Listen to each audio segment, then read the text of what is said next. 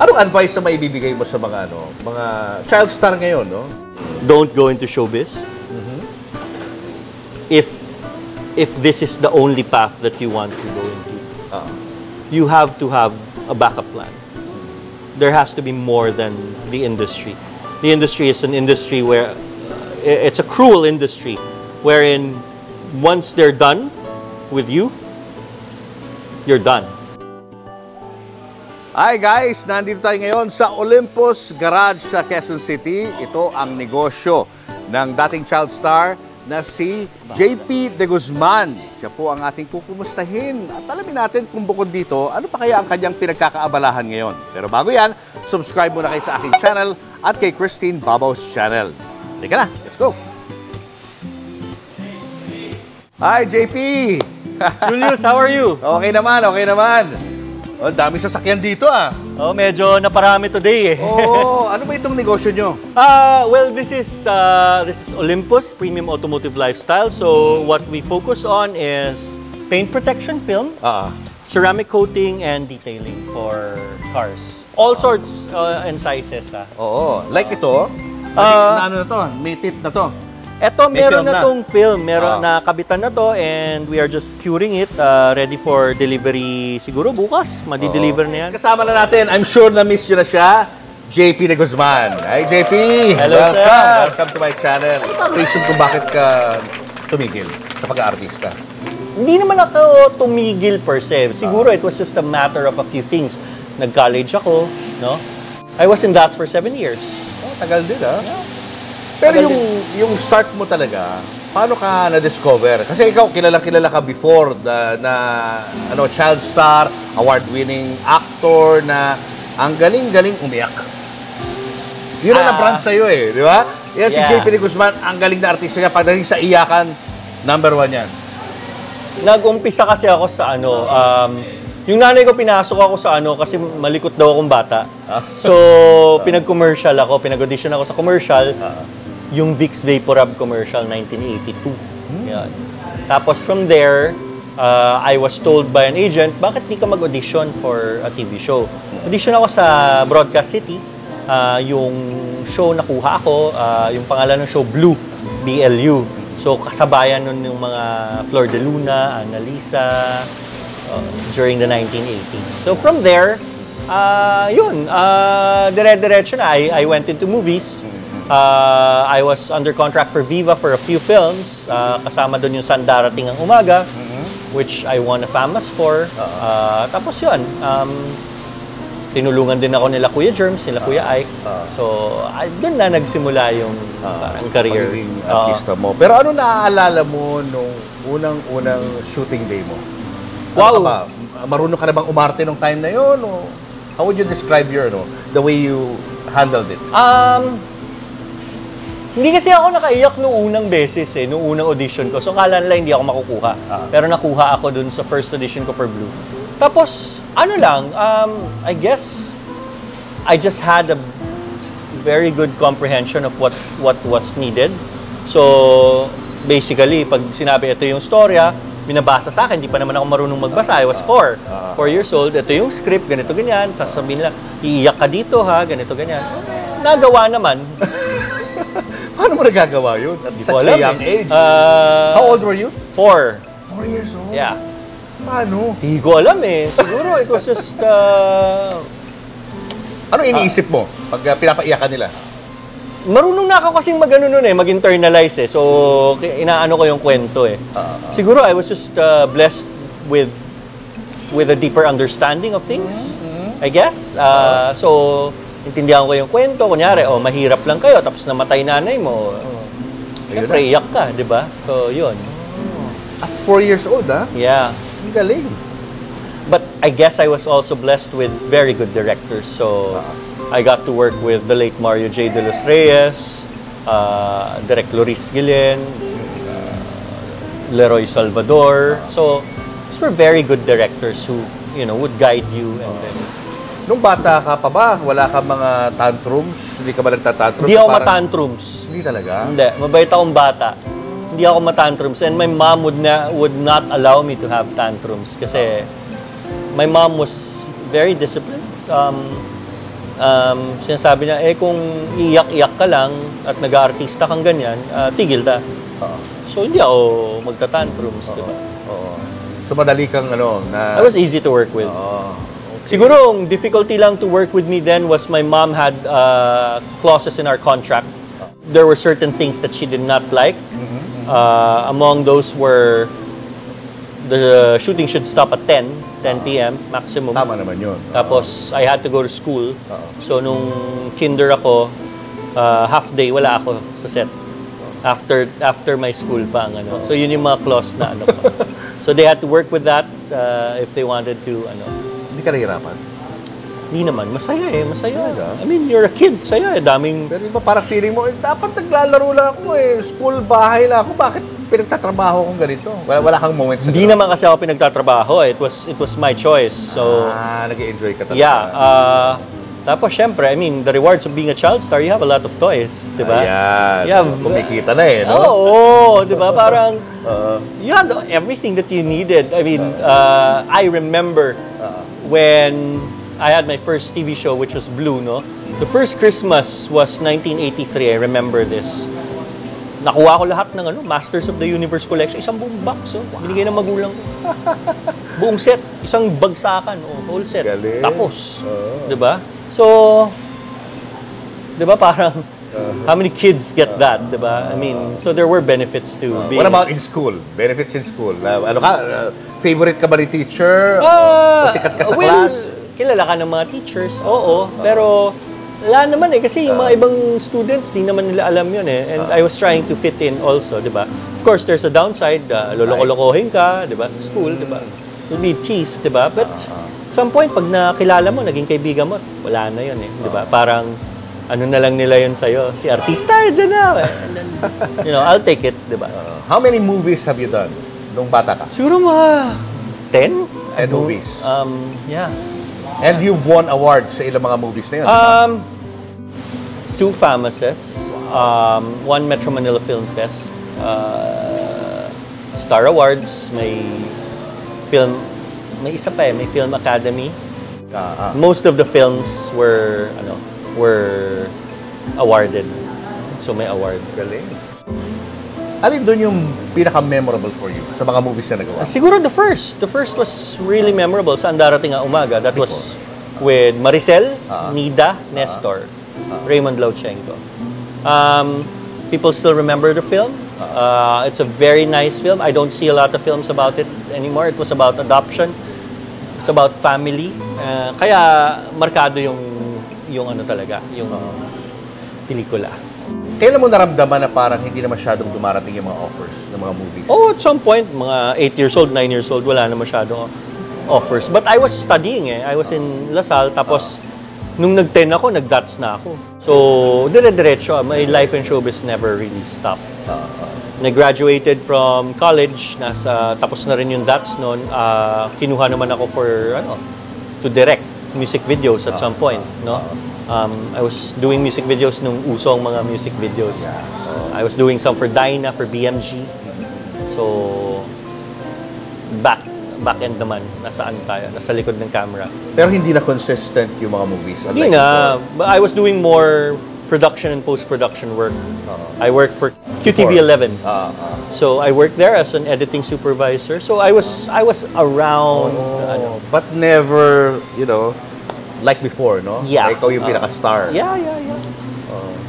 But, ganun ba talaga pag when you're a child star, talaga ba dumarating sa point na parang umuunti-unti na yung mga project? Siguro may mga swerte lang na dire-diretso silang nakapag Pero I think, kasi hindi mo naman ma-expect kung ano na magiging itsura mo di ba? Pagtanda mo, pwedeng hindi ka na pogi, hindi ka na cute, di ba? Tapos people will expect you to look the same, di ba? So, mahirap siya I think you really just have to know what to do with the fame and with what you've learned. Like you look at it in showbiz in the States, you have child stars like sila Ron Howard who are now acclaimed directors. Yeah. On the flip side, you have people like Macaulay Culkin na talagang nasira ang buhay, di ba? So, Pero meron ding Harry Potter, di ba? meron ding success, 'di ba? Diba? Na dire-diretso na. Dire-diretso yun. But if you look at like let's talk about si Harry Potter, Daniel Radcliffe. His fame now is very different from Harry Potter. Yes. He is more a theater star now. So, hindi mo masasabing yung trajectory mo pareho eh, di ba? Hindi talaga eh. Kasi kung sumikat ka ng ganun kaano, there will be a time na hindi ka bata, hindi ka matanda. So, there will be a gap talaga. Pero correct me if I'm wrong, pero napansin ko lang sa Pilipinas, parang mas maraming child star na babae na nakabalik. Nakapag-transition. Bakit gano'n? I suppose. Catherine Bernardo, Julia Montes, Angelica Panganiban, Andrea Brillantes. Siguro mas gusto ng Rodin tao. Barreto. Siguro mas gusto ng tao makita kung ano na itsura nila. Dahil, you know, ano ba naman titingnan mo sa akin, sir? Di ba? Cute niya ngayon. Ay, ano na itsura niya ngayon? Ganyan. Pero pagaling kang umarte. Oo, but I mean, initially lang, di ba? I mean, it is a visual medium, di ba? So, you would have to have looks, di ba? And it's easier, I suppose, to see na, yung cute na batang babae, ang ganda ng, ano, di ba? May transition. There's more of a story there, I think, I think. Kasi iniisip ko, sa mga lalaki ba, sino ba mga naging nakabalik as an adult actor?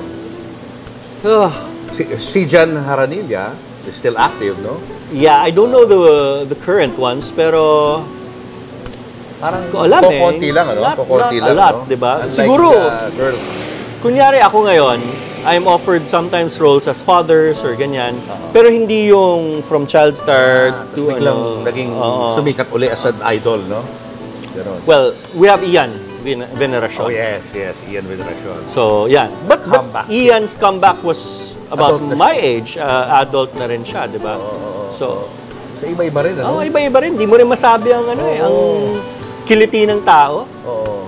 So, hindi mo hinanap-hanap yun, yung pagiging, center of attention as an actor? Di naman siguro, kasi nakikilala pa rin naman ako from time to time, no? There are perks to it. There are perks and there are disadvantages to being very popular. I remember vividly when I was in showbiz and I was acting as a child star. Pag pupunta ako ng SM, bata pa ako noon nakakap ako tsaka shades. Sinong 4 years old, 5 years old ang nakakap at naka-shades, diba? Kasi kailangan mo magtago. Kasi, kunyari, punta ka department store, makilala ka. As in, magka-crowd, dami yung tao. So, parang... Kinukurot-kurot ka rin? May mga ganon. May mga ganon. So, I mean, there's advantages to fame, there's disadvantages to fame. Pero hindi ba hinahanap-hanap yun? Kasi alam ko may mga artista na parang they get depressed when they look back at the past na ganun ang adulation sa kanila, tapos ngayon parang wala na. I think the problem with a lot of people who were famous at some point or who acquired an absurd amount of fame is they cannot live beyond that era, situation in their life. So, for me, importante talaga yung may sense of normalcy. Yung go study, go learn something, diba? Kasi if you do that, then you'll see that the world is bigger than your bubble of fame. Kasi kahit ako, sabihin nyo ng sikat ako nung bata ako, hindi naman ako kilala sa States, hindi naman ako kilala sa Europe.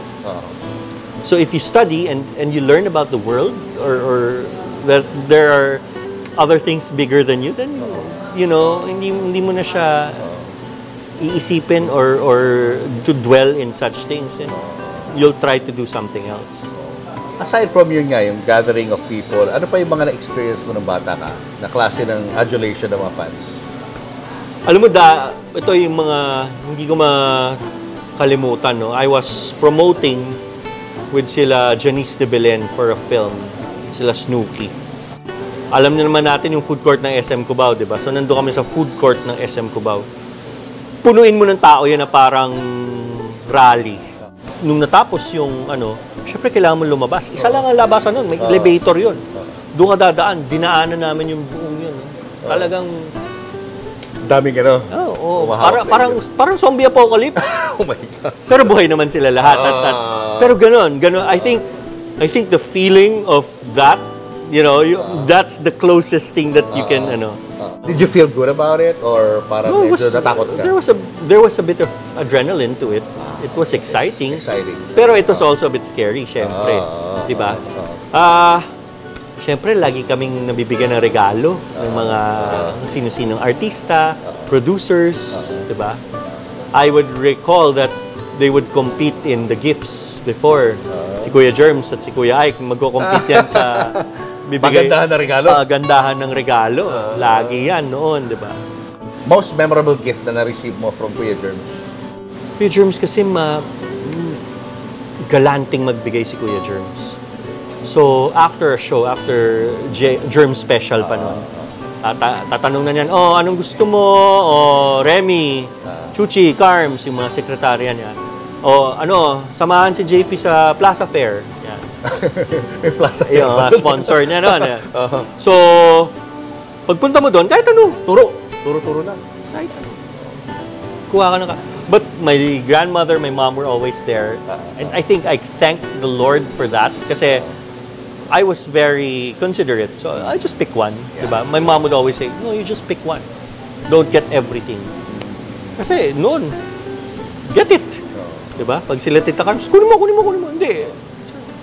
What about Kuya Ike? Ano nire-regalo sa'yo ni Kuya Ike? Si Kuya Ike kasi mahilig yan sa trinkets na alala ko. Mahilig sa mga souvenir yan. So may ako ano-ano mga souvenir yan, mga elepante at mga ganyan. So we had those at home na nakakatawa. So it was funny. Ano sa tingin mo ang reason kung bakit maraming, or may ilan, no? I'm not gonna say marami. May ilang mga child stars na nalilihis ang landas, nagda-drugs, nasisira ang buhay. Bakit kaya ganun? You're 4 or 5 years old, you are exposed to a world that is over the top. Okay? In showbiz, you're not treated as a child. You're treated as an actor. So every exposure that you have as an actor, as an adult actor, you receive as a child actor. You would hear all the chismes, all the stories about, relationships or whatever. Kung ano mang chismis, maririnig mo na yon bilang child actor. I was invited to parties, diba? I mean, you go to a club right now, there's a minimum age limit, age requirement to go inside. I could go pag may party, diba? Pwede kang pumunta ng mga bars, ng mga clubs. Yung temptation nandiyan. Paano ka hindi malilihis ng landas at paano ka hindi ma-open up sa kamunduhan sa murang edad kung gano'n ang environment? Nangyari ba sa iyo? Of course. I mean, nag-drugs ka rin ba? No, I did not do drugs per se. No, I didn't do anything that would, destroy me per se. Maybe, to be honest, there was a time that I did recreational stuff, diba? But I was never addicted to it. Pero madali kasing makakuha at madaling mabigyan. Diba?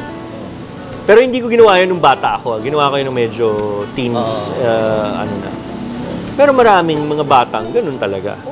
And even sa mga teenage years, maraming mga nasira yung karir. Oh yeah. Because of drugs.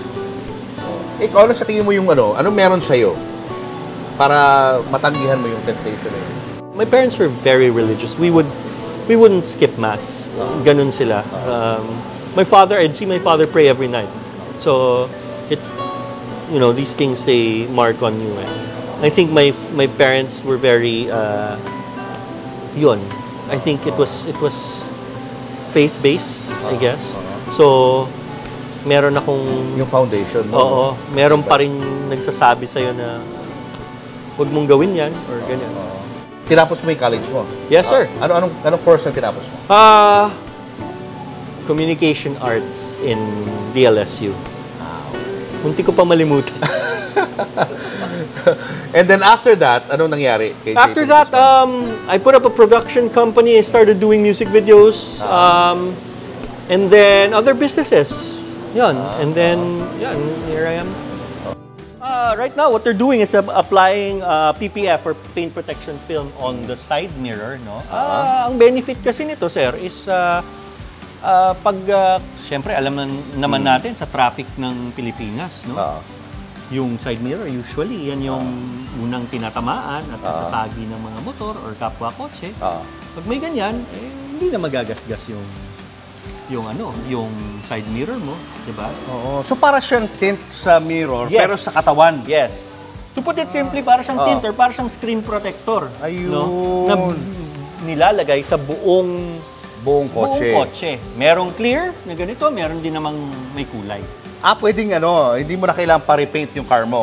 Pwede Kung rin. nagsawa ka na sa kulay niya, pwedeng mamili ka na lang ng color. Tapos ayusin na lang sa LTO or afterwards. Marami kaming kulay. Kahit anong kulay gusto mo.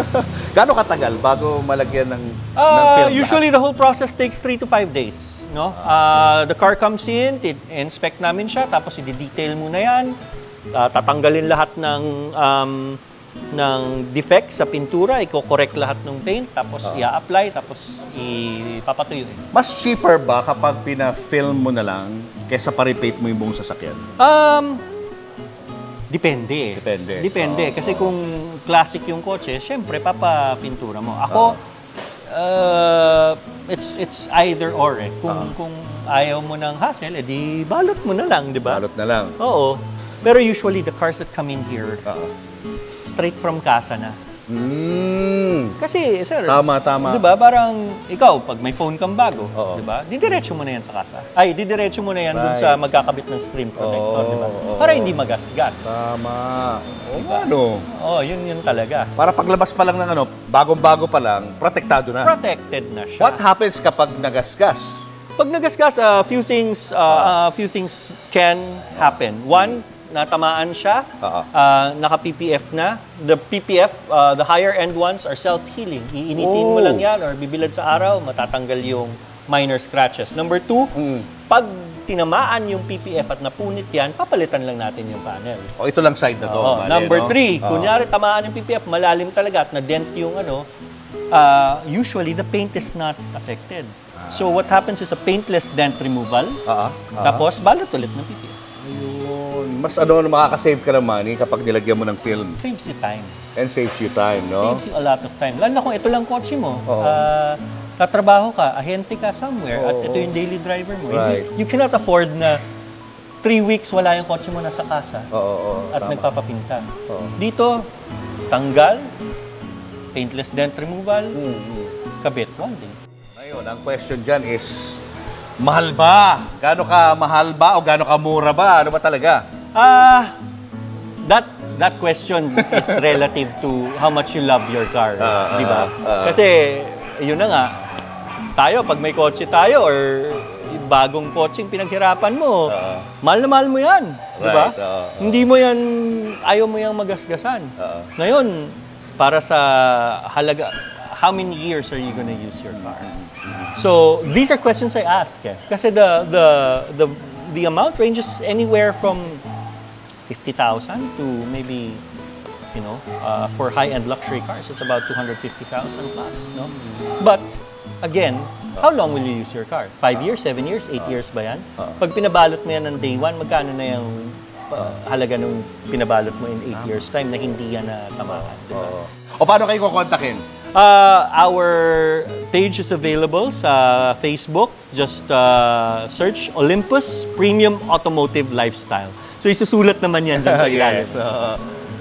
So what would make you go back into acting again? Again, what would make me go back? Right role, right people, right collaborations. I think I could choose who I want to work with. Diba? I do write. I do have stuff that I've written. I was talking with a childhood friend, Billy Crawford, the other day, and we were talking about, why don't we do a movie or whatever na puro child stars? Sabi ko, I have something.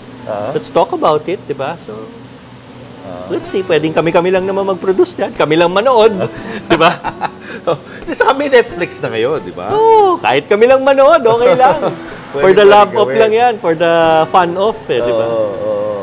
Why not, di ba? Yes, sir. Oh, it's about time. Matagal-tagal ka na rin hindi napapanood ng mga tao. Saka I feel na parang marami ka pang itinatago sa loob mo when it comes to acting na kailangan lumabas.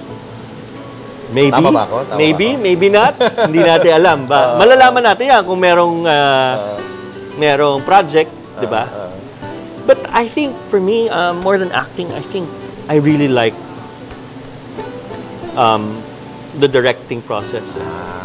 Behind the camera. I guess I do like the acting process, but directing has always been something that I've loved. So, kahit noon pa. Nowadays ba, nare-recognize ka pa rin ng mga tao sa labas? Minsan. Minsan. I have my friends who I always hang out with, my good friends. Meron na, sa phone nila, nakasave na yung isang tab ng Wikipedia tsaka ng IMDb. So pag nasa meeting kami, minsan formal meeting. Sir, kilala niyo ho ba siya? Don't do that, don't do that. Sir, ito po, ito yung Wikipedia niya, tsaka ito yung oh, ikaw ba yun? Ayan na. I'm like, we are in the middle of a meeting. Diba? It doesn't help. Hindi natin kailangan sabihin ako yung batang iyakin, di ba? To break the ice daw. It doesn't help. But no, I mean, seriously, it does help. I mean, there is... It breaks the ice. There's diba? always some level of connection or engagement from it. Anong advice na maibibigay mo sa mga mga child star ngayon, no?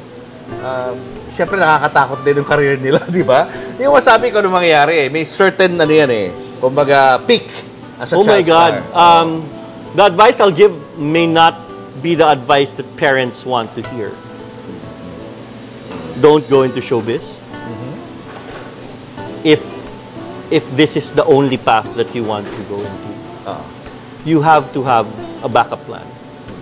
There has to be more than the industry. The industry is an industry where it's a cruel industry, wherein once they're done with you, you're done. So if you don't have a backup plan, kung hindi mo nakikitang mag-aaral ka at magtatapos ka at mag-iipon ka, don't go into it kasi masisira lang ang buhay mo. My parents were very smart. They invested my earnings into my education. So I am here and I can function. Some people, they think that it's forever. Diba? That fame is forever, and it's not. I am a living testament that it's not.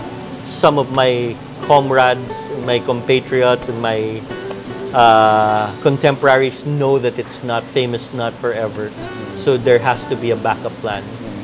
A lot of my friends who are former child stars, who I work with right now as professionals as well, have studied and have graduated and have very, successful careers because they planned ahead. Yeah. So as child stars, plan. Because if you fail to plan, you plan to fail. Ayun na.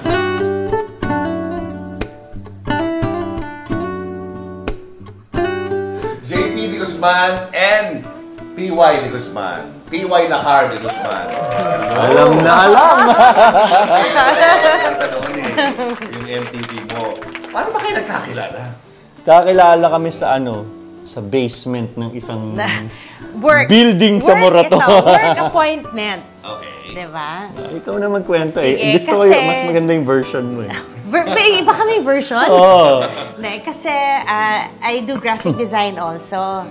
So, he was working for a company, bagong company dito, by a common friend. Parang yun ang may-ari ng company. So, inassign siya. Sabi, mag-meeting ka with me para magkaroon sila ng logo. Meeting kami, punta ako sa office niya. Yun. Doon ko siya na-meet. So, how was it like? Hindi na sinabing... Ano naman yung version mo? Hindi na sinasabi yung lagi niya sinasabi kasi on-screen tayo. Sabi niya, tapos 3 hours, 2 oras na, hindi pa niya ako pinapaalis dun sa opisina. Tapos na yung meeting, ang dami niyang dami pa niyang chika. Sabi ko, bakit hindi ako makalis? Madami Then, tuloy. madami pa tayong meeting kasi nga hindi pa tapos yung logo. So, Pero- present pa ako, ganun-ganun. Wala namang ano eh, kasi I was a happily swinging single at that time. Tapos, one time, tawag ako sa mga date. Walang sumasagot. Walang gustong sumipot. So, tinawagan ko siya. Sabi ko, punta ako sa bahay niyo. Tapos sabi ko, ay, I just parang... came home from...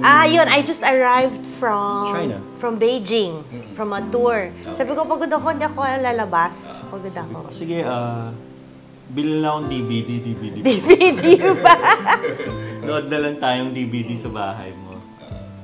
So yun, bili ako, alam ko, bili ako ng The Lake House. Keanu Reeves, Sandra Bullock. Tama ba? Sandra Bullock. Tama, yes, yes, Diba? Para romantic ka. Tapos yun, I think from there, we didn't stop talking na from that Ayun, time. para I think he called me every day. Tapos yun. And then, we became an item, and then after... Basta from the day that we met to the day that we got married, 1 year lang. Dating for 1 year. No! Ano? Day that we met to the day that we got married was 1 year. Wow! Bilis Yeah. Oh. So Here we parang are. we were engaged for 5 months lang. Tapos, yun na, we got married. Tapos, 16 years later, Tatlo na kami. 3 kids, no? 3 boys, Three boys. 15, 14, and 11. Pero yung first impression mo sa kanya, syempre artista siya, di ba? Actually, hindi ko siya maalala. Hindi mo kilala? Hindi ko maalala. Kasi nag-meet na pala kami prior to that, meeting sa parang I was having dinner with some friends, tapos yung common friend nga namin nandun, dumaan siya. Sabi ko, sino ba ito? Ang sungit naman, no? Parang, suplado, ganun. Tapos sabi niya, hindi, yan si JP, yung sino? Sinong JP? Hindi ko maalala. Sabi niya, yung magaling umiyak. Gano'n. Magaling umiyak.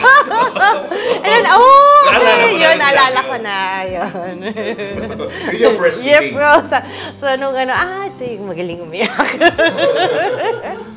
O ikaw naman, nung nakita mo siya, anong first impression mo? Alam ko nakaano pa siya noon Payat pa ako noon. Naka-blazer pa siya noon Naka-blazer pa siya noon Oh, naalala. Totoo yan. Papasok yan. Tama yan. Anong kulay? Naalala mo? Naalala ko. Alam ko stripe. Yes. Oy, galing. Pinstripes na navy. See? Yun talaga no? Alam mo di ba? You know when you see it di ba? Pero yun, paate-ate pa ako sa kanya noon Kasi I'm older. She's older than Yeah. me. Tapos at some point, sabi ko, bakit ba ako hanap-hanap ng iba? Meron namang nandyan na talagang the whole package, di ba? So, ayun. Ngayon na, di ba? Pero first date namin, sabi ko sa kanya, sige nga, iyak ka. Sige nga, patingin, iyak ka. So yun, nagda-drive siya. Dali lang. Tapos biglang, yay, galing. Grabe! Galing talaga umiyak. Nag-click kayo agad sa ano pala? Yeah. We could talk for really long hours. Parang ganun. I think, siguro at first, parang yung comfort level of being with each other and understanding one another. I think yun yung naging foundation. Saan kayo nagkasundo? Anong particular na subject or mga topics? Lahat Kasi parang arts din ang background ko So parang nag-aral din ako ng photography, kahit yung parang sa videos, kaunti, ganyan, movies, TV, parang same yung, parang we could understand and connect with each other. Hindi kasi uncommon naman sa kanya ang show business. So I think, hindi siya starstruck sa akin. Which is, I think it's I think important. kasi, I mean, I suppose you know my brother, no? Si Don Nakar.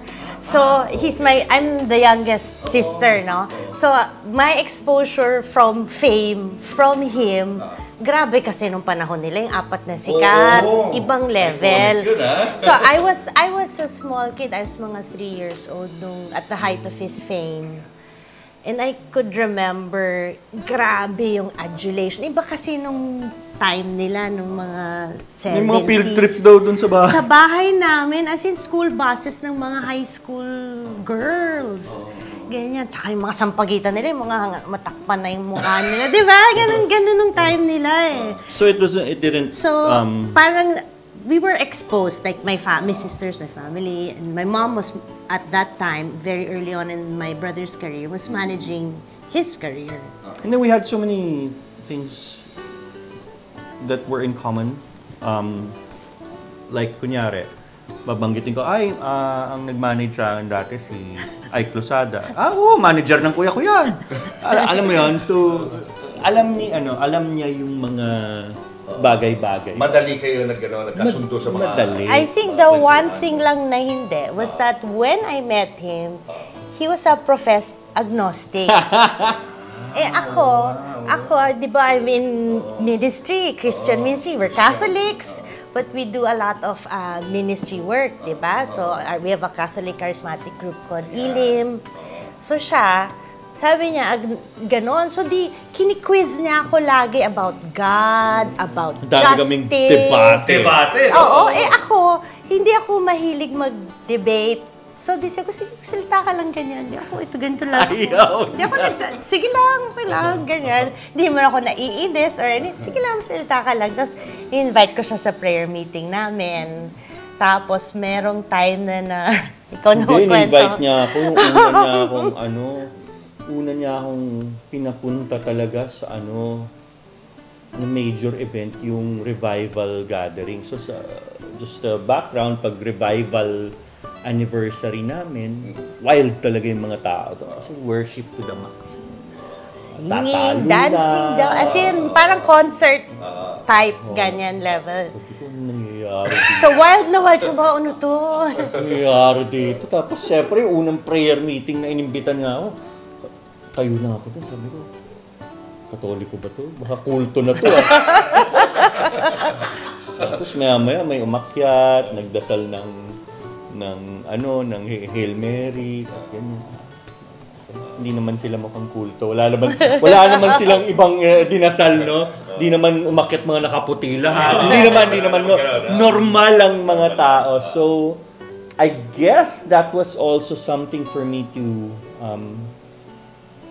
go, mas maging komportable. No, to surrender myself too. Kasi parang I found something there. You know, I found God. So, ayun, I started... On that day itself?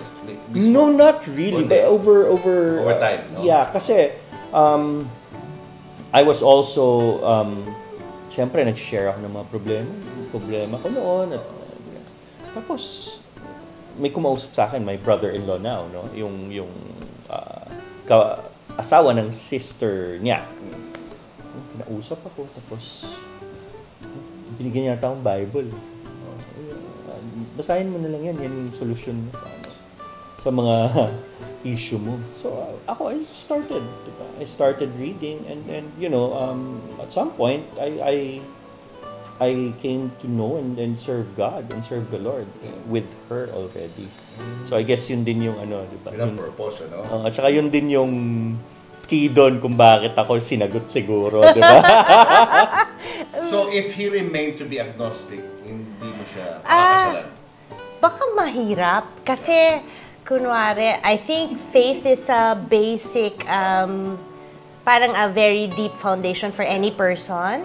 So pag siguro a couple is not on the same level, medyo mahihirapan kayo in life kasi your decisions, your choices and how you make those decisions will be based on that. So parang foundational siya, I think. So baka hindi, kahit naman gusto ko, baka hindi nag-sync ba along the way. Paano ka ba naging agnostic? Bakit gano'n ang pananaw? Wow!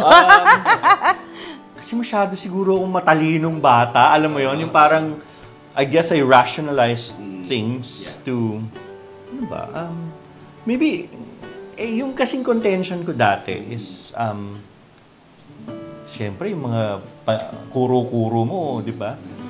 Parang sabi ko sa kanya yung unang debate na I remember this because we were outside of our center. And I was still a smoker, so kapal ng mukha ako, di ba? Yosi ako sa labas ng Catholic Center. Tapon-tapon ako ng upos doon. Pag naisip ko nga ngayon, para nanliliit ako, para gusto kong...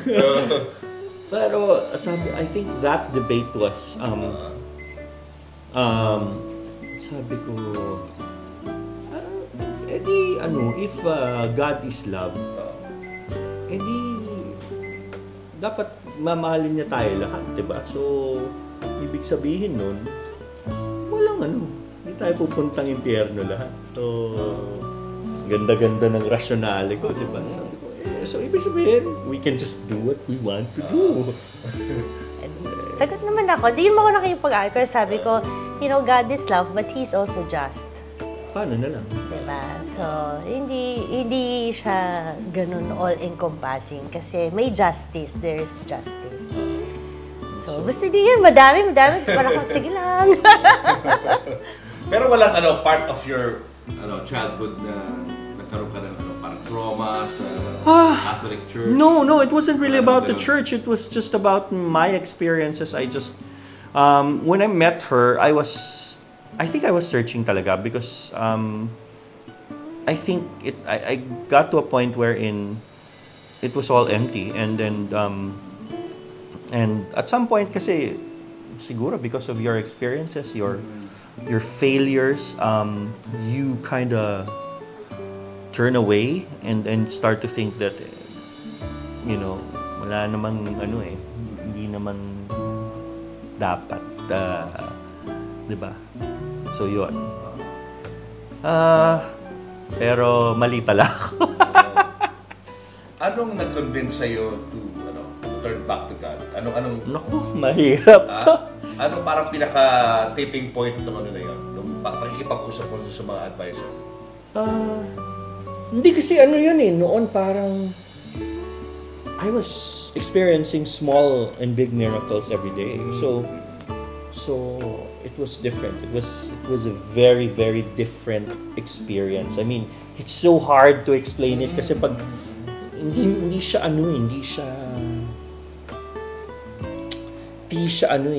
normal. Alam mo 'yon. Pag kinuwento mo sa tao, nangyayari ba talaga yan? Ganito. Kasi I like during the time I started attending the prayer meetings and I started sabi ko, sige, I'll take this seriously, diba? Baka this is the answer to what I'm looking for. I was being led to certain verses in the Bible na hindi ko na maalam. But were very concrete for me. So, hindi naman ako naghahawak ng Bible. Gigising ka, tapos meron kang something. Ano yun? So yun, small miracles, both also financial miracles, diba? Parang one time, doon ako sa prayer meeting nila, sabi nila, just give all you can to the Lord. Sabi, 100 na lang pera. Hirap naman nito. Because during that time, I was also I think I was in a bad place financially. So I was in between jobs. The person I was working for suddenly left.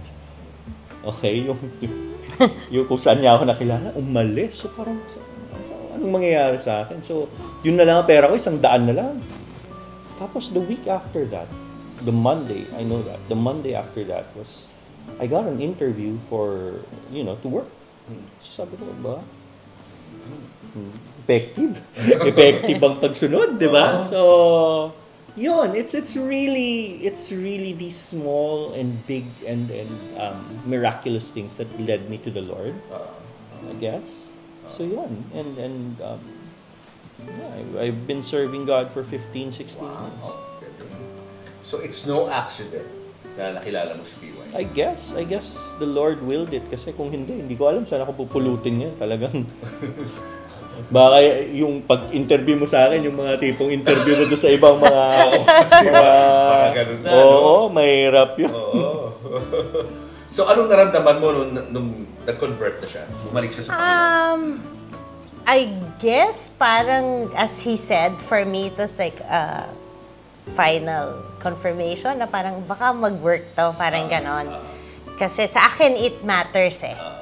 So I think feeling ko mas magkakasundo talaga kami kapag we're united on that one big thing for me. So yun, I think soon after that, sinagot ko na siya. Ayun na. So hindi naman ginawa niya ito para sa'yo lang? Hindi eh. Talagang... Kasi even nung when we were talking na, hindi pa naman kami dating noon eh. Kasi just tatawag na siya, magkakwento. Ako, hindi naman, I am not one to assume na, uy, gusto siya sa akin. Pero, di wala, okay naman magkaroon ng friends, di ba? So, but then he'd go out, go to the bars, etc., do his thing. Sabi niya, ano gusto mo sa mama? Ayoko. So, sabay lang ako. Tapos, started calling, and then, mangyari, pupunta siya doon, mainip siya, tatawag din siya sa akin from where he was.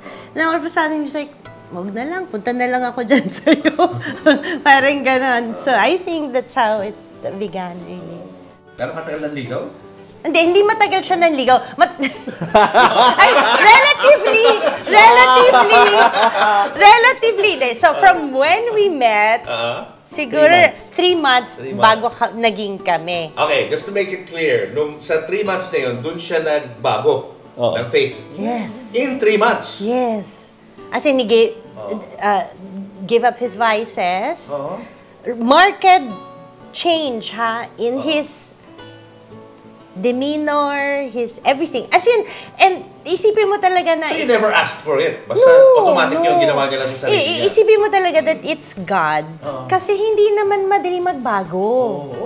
Hindi yan, for a person to just change overnight, kumbaga. I mean, it doesn't happen unless, I think it is the work of God in the person. And siya, nagbinusto niya. Diba? And it's not because of me. Kung ako, hindi authentic na conversion yan. Parang malalaman mo naman. Oo, diba? Marami na kaming nakitang gano'n na nagbago para Tsaka, I've been I've been serving in ministry for very, very long. Kita mo naman talaga kung totoo o hindi. So I think, I was also looking out for those signs or... So, nung nakita mo na yung mga changes na yun, that's the time na Sabi ko, okay na, pwede na. Anong pakiramdam na nagbalik Panginoon ka? How would you describe the feeling? Magaan. Sa lahat ng bagay? Problema eh. Hindi, may problema, pero... wala kang problema kasi. Parang... Bato mo na lang lahat sa Diyos. I think it's the tama. It's the hope It's the hope and the trust that, there is somebody who has a solution for... Tapos, nagdala ako ng lahat ng kaibigan. Ng mga kilala ko. Wow. Nagbago rin lahat? Oo. So, how many years na kayo kasal? 16 years na? 16. How is it like, itong 16 years na to? How would you describe it? I think it's a daily miracle, how it's happened. And parang, it doesn't feel long, but parang pag makita ko yung mga anak ko, ay, laki na nila, tagal na pala tayong kasal. Kasi may 2 sons who are 15 and 14 are taller than me already. So parang, wow, ang laki na. Ibang stage na. Teens na sila eh. Tingin ko, baby pa rin sila. Wala bang nagmana sa inyo? Gusto mag-showbiz? Hindi pa natin alam eh. May mga nagtatanong na ba? Siguro hindi showbiz, but our youngest is very artistic. I think all of them In some way. one way or another have their own. have inherited or nakuha nila yung parts of our DNA. Magaling di umiyak? Hindi. Walang dramahan na parang kunyari papaawa sa inyo. Wala. Walang nakakuha. Wala eh. Wala. Yung bunso, yun yung mahilig tumugtog, kumanta at saka magpinta. Oo. Yung dalawa, yung isa very charismatic in terms of yung mga tao parang naturally drawn to him. So, leadership siguro. Ganyan. Yung isa, mahilig lang mga namit yun. Fashionista. In the event nga mag-decide yung any of your kids na mag-artista, maging singer, okay sa inyo? Maku, mag-Tagalog muna sila, sir. Hirap tayo mag-Tagalog eh. Tagalog muna sila Kasi sabi, hindi kayo magsusurvive. Intindihin niyo. I mean, I think the oldest is the one that understands the most. Yung second, parang ngayon pa lang medyo nagano, pero hindi pa magaling. Yung number 3. Wala yun. Ano yun? Hindi niyo ba namimiss yung showbiz kayong dalawa? Yung being in the limelight, siya namimiss. Performing. Hindi. Not at all. Bakit? Ba't di mo namimiss? Showbiz ka kasi. Hindi. Wala. Kasi I think I'm very contented naman where I am at. And then, we're with the ministry that we do, we encounter a lot of people also. We get to travel to visit a lot of branches here and abroad. So, I think very fulfilling din yung, the work that we do. So, kamusta ang family life? Masaya. Maingay. And kasi the kids, they're at the stage na pwede mo na silang kausapin. You can have proper conversations. Meron na silang mga thoughts, di ba? May ideas, meron na silang mga tanong. Ganyan. So, masaya. We like talking. So, we're able to, siguro hindi, I don't know if it's common, pero kami, nagdi-discuss kaming pamilya. Ayan, nakakapag-usap kami. We encourage kasi talking.